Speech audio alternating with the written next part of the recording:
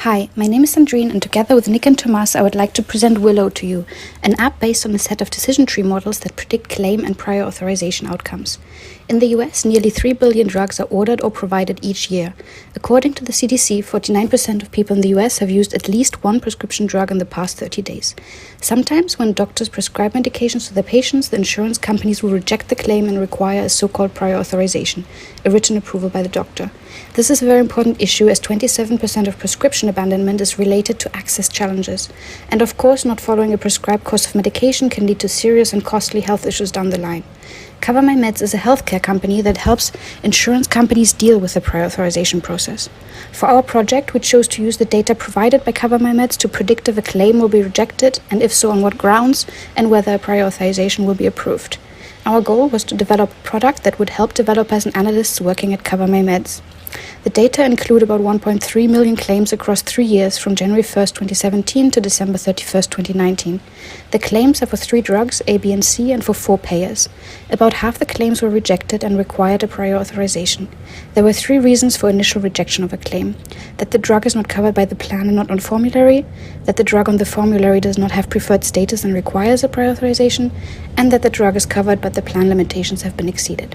In addition, the prior authorization data contains additional information indicating whether the patient has the correct diagnosis, whether the patient has tried and failed a generic alternative, whether the patient has an associated contraindication, and whether the prior authorization was approved. So we see here that we use 3 different models to try and solve each of the problems we set out to solve. We use a logistic regression model depicted in orange, a decision tree model depicted in magenta, and a random forest model depicted in navy. Both tree-based models, the decision tree and random forest, performed identically across all of these and performed better than the logistic regression for nearly every metric in every problem. It is important to point out that both tree-based models performed perfectly with a recall precision and accuracy of 1 in the rejection code problem. This is to be expected because we found that there's a deterministic relationship between the 2 inputs of drug and payer and the rejection code output. So let's go ahead and dive into these decision trees. We see that at each of these white nodes, there is a statement. If that statement is true, you go to the right, and if the statement is false, you go to the left. The colorful terminal nodes are the results of each of those decisions. We see here, for our claim approval decision tree, we have 9 nodes, which has been trimmed from a maximum of 12 through hyperparameter optimization and 5-fold cross-validation. This method was used to prune all the other models as well. We see a rejection code. The rejection code decision tree was pruned to 10 nodes, and this is also equivalent to reverse engineering the formulary. Lastly, we also use a decision tree for our prior authorization approval, which you can see here, and it has 60 leaves. Now, in addition to these decision trees, we also made an app using Streamlit. This app has interactive data exploration, model understanding, and a working prototype of our model in action.